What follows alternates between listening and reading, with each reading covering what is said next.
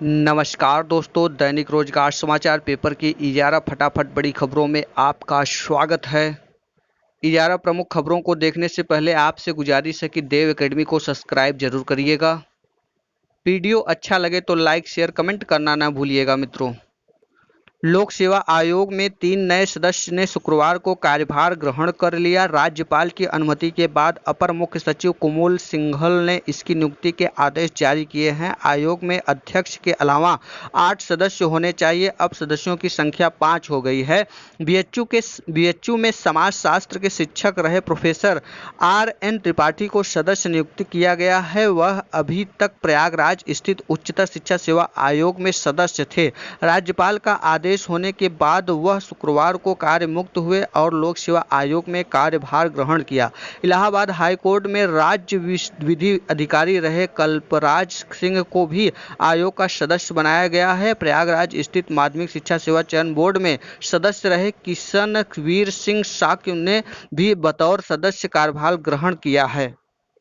PCS 2018 के interview की अड़चन हुई दूर। सदस्यों की संख्या 5 होने के साथ ही पीसीएस 2018 की मुख्य परीक्षा में सफल अभ्यर्थियों के इंटरव्यू को लेकर आ रही अड़चन दूर हो गई है। अब अध्यक्ष और 5 सदस्यों को मिलाकर इंटरव्यू के लिए 6 बोर्ड गठित किए जा सकेंगे। आयोग पीसीएस 2018 के इंटरव्यू का कार्यक्रम जल्द घोषित कर सकता है।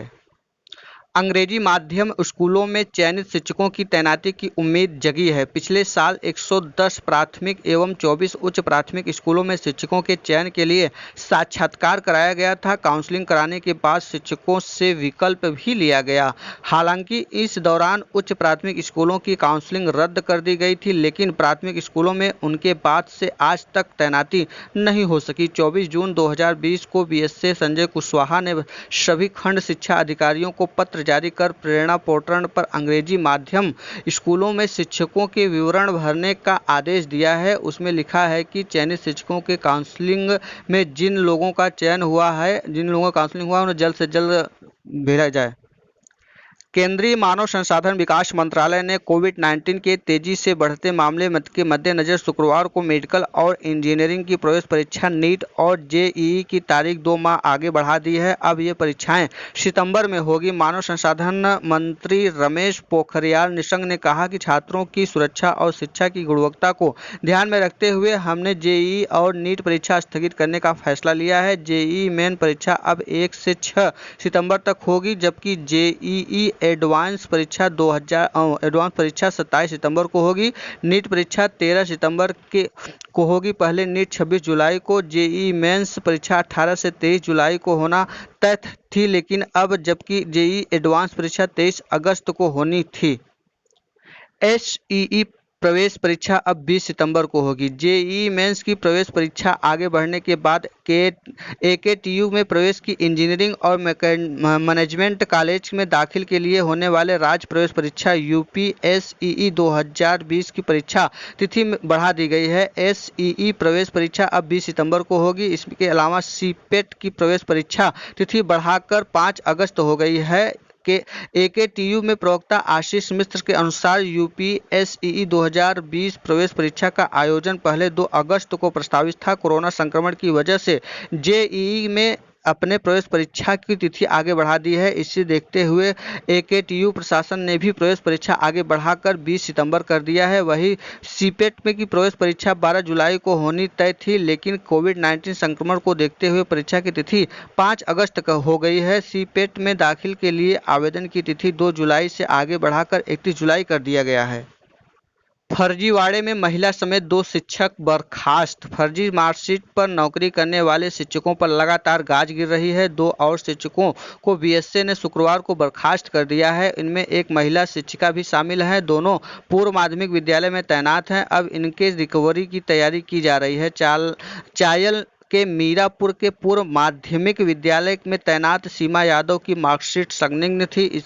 इसके मूल अभिलेखों की जांच चल रही थी। एसआईटी की जांच में खुलासा हुआ कि सीमा यादव की बीएड की डिग्री फर्जी है। सीमा यादव ने भीमराव अंबेडकर विश्वविद्यालय आगरा की बीएड की डिग्री लगाई थी। इसी तरह कौशाम्बी ब्लॉक के पूर्व माध्यमिक विद्यालय सचवार में तैनात राजेश शुक्ला की भी डिग्री फर्जी मिली है। इनकी भी बीएड की डिग्री आगरा विश्वविद्यालय की थी। आरोप तय होने पर बीएसए राजकुमार पंडित ने दोनों को बर्खास्त कर दिया है, साथ ही रिकवरी की कार्रवाई शुरू कर दी है। वहीं कोराव में 4 अध्यापकों के खिलाफ मुकदमा दर्ज करा दिया गया है। प्रदेश में फर्जी शिक्षिका की चल रही जांच के क्रम में शुक्रवार को कोराव के भी 4 अध्यापक ऐसे पाए गए जिन्होंने अभिलेखों में हेराफेरी कर परिषदीय अध्यापक की नौकरी प्राप्त कर ली है। बीएसए के आदेश पर बीईओ कोराव ने चारों अध्यापकों के खिलाफ कोराव थाने में तहरीर दी है। बीईओ सीता राम यादव के अनुसार जिन 4 अध्यापकों के खिलाफ रिपोर्ट दर्ज कराई गई है उनमें प्रधानाध्यापक पीयूष कुमार तिवारी, महेश कुमार सिंह, प्रावी सिपौना व निवासी रहे कला की अरैया, विजय कुमार प्राति सुखुरी की प्रथम शामिल हैं। वाराणसी जिले में 50 शिक्षकों की डिग्री फर्जी होने का संदेश। वाराणसी में कार्यरत 314 शिक्षकों के संस्कृत विश्वविद्यालय से ली थी डिग्री। एसआईडी ने किया है सत्यापन, जल्द ही कार्रवाई के संकेत मिल रहे हैं।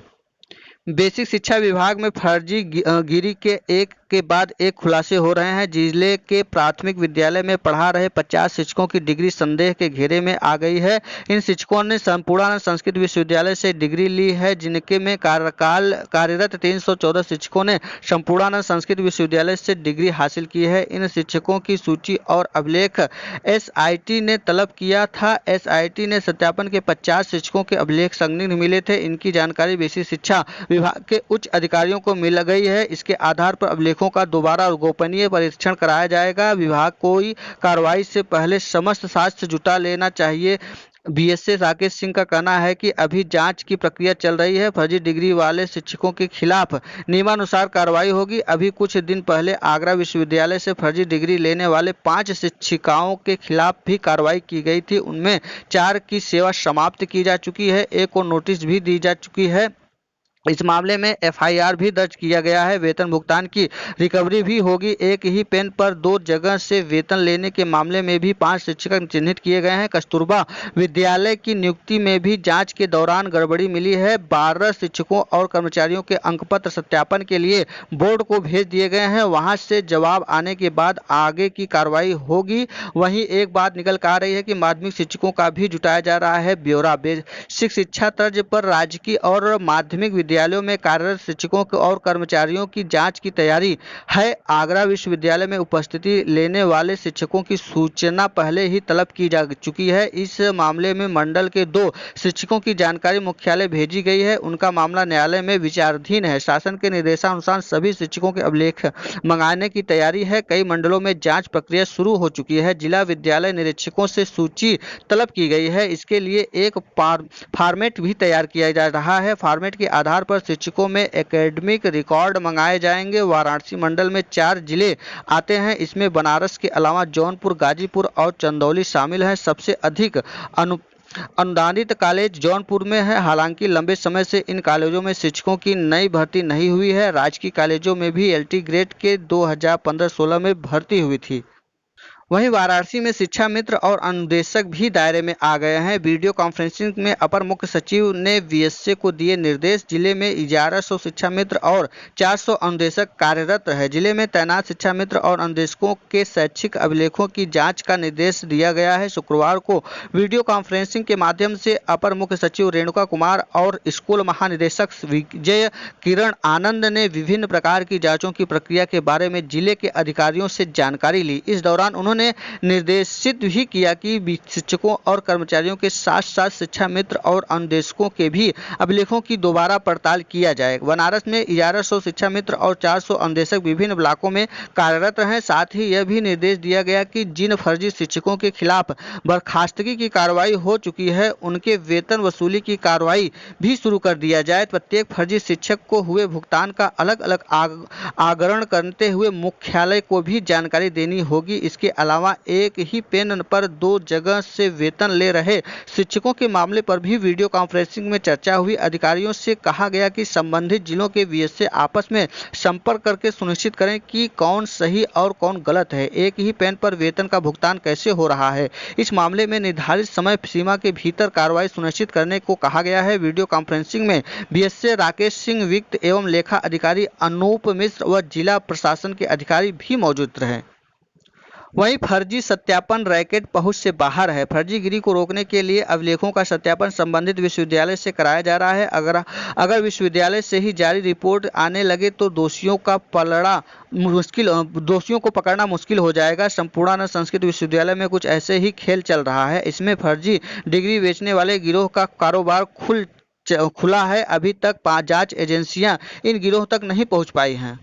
वहीं माध्यमिक में भी फर्जी शिक्षक कम नहीं है। फर्जी शिक्षकों की भर्ती का शोर अभी तक बेसिक शिक्षा विभाग तक ही सीमित है, जबकि राजकीय इंटर व सहायता प्राप्त कॉलेजों में भी बहुत बड़ी संख्या में नियुक्तियां हुई हैं। एलटी ग्रेड में 2014 में हुई 6,645 शिक्षक भर्ती प्रक्रिया इसी फर्जीवाड़े के चलते ही पूरी नहीं हो पाई थी। हालांकि यहां जांच के आदेश हो चुके हैं, लेकिन अभी इसमें तेजी नहीं आई है। सभी मंडलीय अधिकारियों को निर्देश दिए गए हैं कि सहायता प्राप्त स्कूलों के शिक्षकों के प्रमाण पत्रों वे अपने पास रखेंगे। अभी यह प्रमाण पत्र स्कूल प्रबंधक के पास है। यह प्रक्रिया पूरी होने के बाद सत्यापन की कार्रवाई शुरू होगी। वहीं राजकीय इंटर कॉलेज के विवरण मानव संपदा पोर्टल पर मौजूद है, वहां से भी सत्यापन किया जा रहा है। हालांकि माध्यमिक शिक्षा में फर्जी प्रमाण पत्रों का शोर पहले से ही है, लेकिन इसके लिए कोई पुख्ता प्रयास नहीं हुआ है। 2014 में 6,645 पदों पर के लिए 27 लाख से ज्यादा आवेदन आए थे, क्योंकि उस समय मंडल आवेदन किए जा रहे थे। लेकिन भर्ती के बाद जैसे ही सत्यापन की प्रक्रिया शुरू हुई, उसमें फर्जी प्रमाण पत्र सामने आने लगे।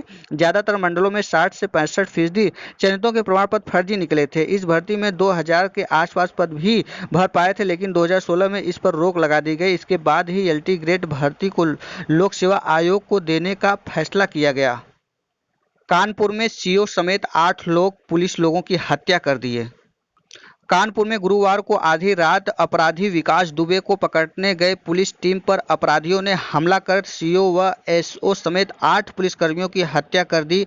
हमले में 7 अन्य पुलिसकर्मी गंभीर रूप से घायल हो गए। इन दुस्साहसियों वारदात के बाद हमलावर पुलिस वालों के असलहे लूटकर फरार हो गए। इसमें से घायल पुलिसकर्मियों को निजी अस्पताल में भर्ती कराया गया है। इसी बीच पुलिस ने कामली कर 2 हमलावर बदमाशों को मार गिराया है। विकास दुबे दर्जा प्राप्त मंत्री संतोष शुक्ला की वर्ष 2001 में शिवली थाने के अंदर घुसकर हत्या करने का भी आरोपी रहा है।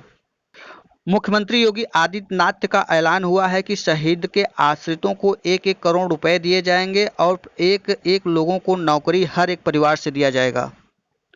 उत्तर प्रदेश खादी एवं ग्रामोद्योग बोर्ड ने प्रधानमंत्री रोजगार सृजन कार्यक्रम के तहत राज्य में सूक्ष्म उद्योगों की स्थापना कराने में देश में पहला स्थान हासिल किया है। इस योजना के तहत 2019-20 में बोर्ड ने 27,957 लोगों को स्वरोजगार से जोड़ने का काम किया है।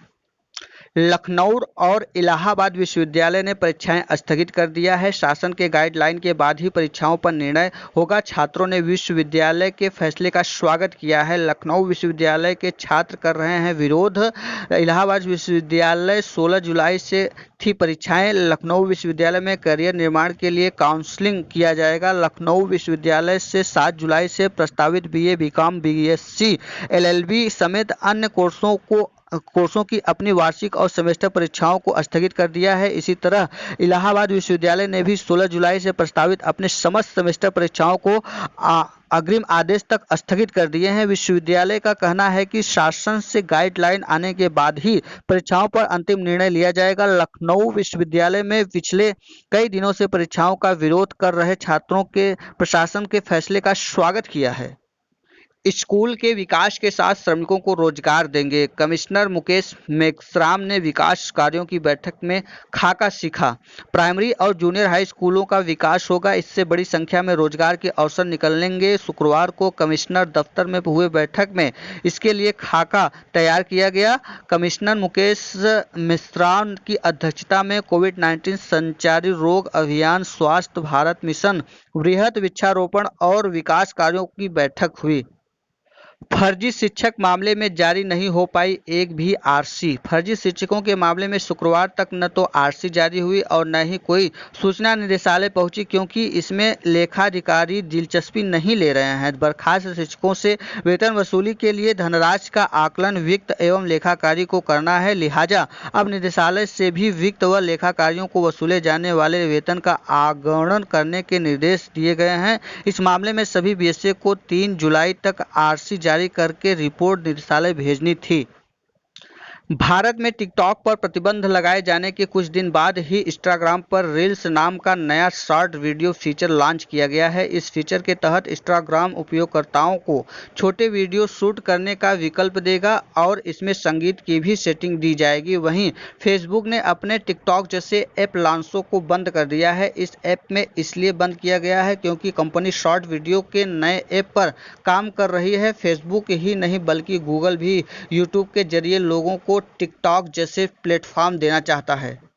दूरस्थ शिक्षा आज सबसे प्रासंगिक। उत्तर प्रदेश राष्ट्रीय टंडन मुक्त विश्वविद्यालय में शुक्रवार को उत्तर कोरोना काल के दूरस्थ शिक्षा विषय पर ऑनलाइन व्याख्या हुआ। मुख्य अतिथि इंदिरा गांधी राष्ट्रीय मुक्त विश्वविद्यालय के कुलपति प्रोफेसर नागेश्वर राव ने कहा कि वर्तमान समय में दूरस्थ शिक्षा का महत्व बढ़ा है। कोरोना काल में परंपरागत विश्वविद्यालय एवं मुक्त विश्वविद्यालय के बीच की दूरी कम हो गई है। आज दोनों प्रकार के विश्वविद्यालय समान हो गए हैं। सबसे प्रासंगिक माध्यम दूरस्थ शिक्षा हो गई है। उन्होंने कहा कि दूरस्थ शिक्षा के पास स्व अध्ययन सामग्री उपलब्ध है, लेकिन परंपरागत विश्वविद्यालय के पास यह सब उपलब्ध नहीं है। भारत में 14 मुक्त विश्वविद्यालय में 20 लाख विद्यार्थी अध्ययनरत हैं।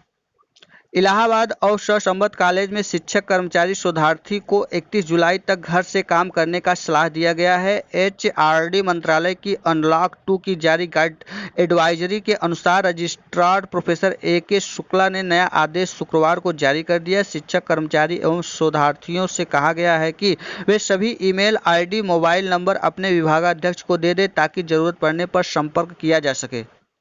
ये था आज का दैनिक रोजगार समाचार पेपर की 11 फटाफट बड़ी खबरें। वीडियो अच्छा लगा हो तो देव एकेडमी को सब्सक्राइब, लाइक, शेयर, कमेंट करना ना भूलिएगा। दोस्तों, वीडियो में अंत तक बने रहने के लिए बहुत बहुत धन्यवाद। फिर मिलते हैं एक नई सूचना के साथ, तब तक के लिए नमस्कार।